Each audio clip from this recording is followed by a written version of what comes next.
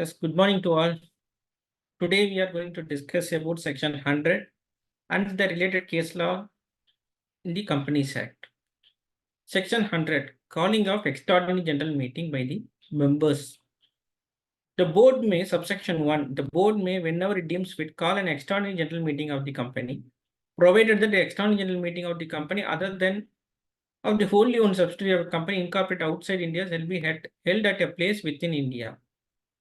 Subsection 2. The board shall at the requisition made in the case of a company having a share capital, such number of members who hold on the date of the receipt of the requisition, not less than 1/10 of such of the paid up capital of the company as on the date carries the right of voting. In case of company not having a share capital, such a number of members who have on the date of receipt of the requisition not less than 1/10 of the voting power of all the members having on the said date a right to vote. Call an extraordinary general meeting of the company within period specified in subsection 4. Just a minute, hold on, please.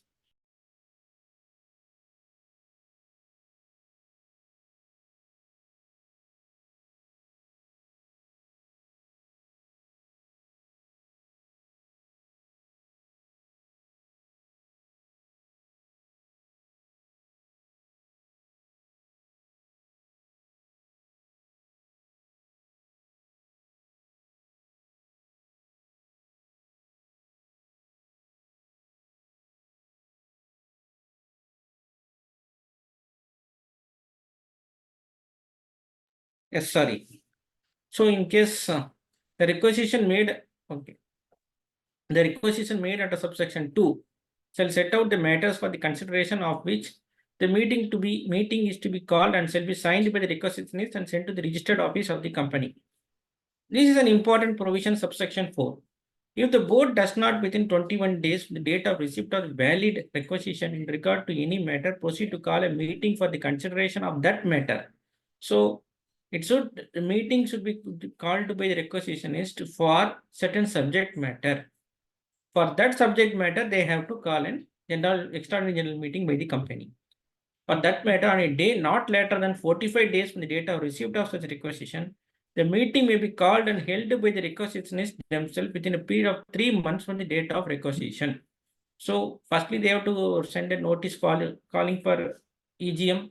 So, within 21 days, the company must call for an EGM. If the company does not make in the call within 45 days, then after that, within 3 months from the date of the requisition, they can call the meeting can be held. Okay, this is what it says. 45 days on the date of receipt of the requisition, meeting may be called and held by the requisition themselves within a period of 3 months from the date of the requisition. A meeting under subsection 4 by the requisitionist shall be called and held in the same manner in which the meeting is called and held by the board. So, how the board meeting is held in the same manner, this meeting is also held. Any reasonable expenses incurred by the requisitionist in calling and meeting under subsection 4 shall be reimbursed to the requisitionist by the company, and the sum so paid shall be deducted from any fee or other remuneration under section 197 payable to such directors who were in the default in calling the meeting. So the company is not the company deducted from the company account. It should be deducted from the salary of the director for meeting out the expenses of calling this meeting. If the directors have failed to call the meeting, then the members calls the meeting, whatever expenses they incurred, it shall be deducted from the director's remuneration. That we have to understand. That was subsection 6. Now, coming to a case law relating to this. This is a case law where Ahmednagar Club Limited, ROC, has passed in this matter. The violation is section 100 of the Companies Act, order dated 12/1/2024. In this case, the member issued notice to the company for calling EGM for conducting election. However, the company has called extraordinary general meeting for amending the articles of association instead of calling the EGM for the subject matter for which a notice was received from the requisitionist. See, what happened in this matter is that the requisitionist has sent a notice calling for EGM to conduct an election for the director. Instead of that, what this company did is they called a meeting for amending the AGM. Sorry, amending the articles of association. Further, the company has not conducted the EGM within 45 days. one of the condition is that the company should convene that meeting also within 45 days, but they have not conducted the meeting within 45 days. So there are two violations.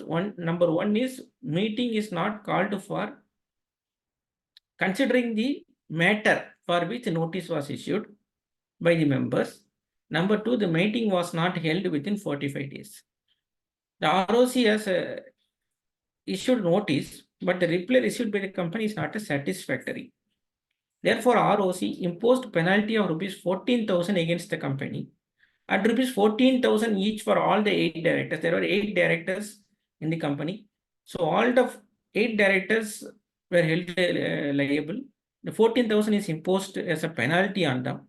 And total penalty is rupees 1,20,000 rupees, including the penalty imposed on the company. So this is the case. What we have to see when we are going to do the compliance and everything is, if any such notice is received from the members, we have to see whether that company has conducted the meeting for that purpose only or for the matter only or not. If it has not conducted the meeting for that matter, then it is a violation of the Companies Act. And we have to see the agenda or notice. We have to read the notice and read the agenda for what purpose they called the EGM. So here comes the importance of the agenda and notes to agenda and everything. So when we are doing the compliances, you have to see the agenda and notes to the agenda, what was our resolutions were passed. If in case of the notice called under section 100. Okay, so I have enclosed the case law for your purpose. So the matter I gave the crux of the matter. So if you read the case law which is enclosed with this email, you can understand what is the case is. So this is for today, and you can ask me any doubt on this.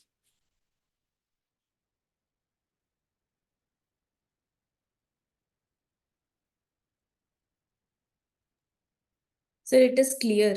So it's clear. Thank you. Thank you. Thank you. Thank you, sir. Thank you. Anybody take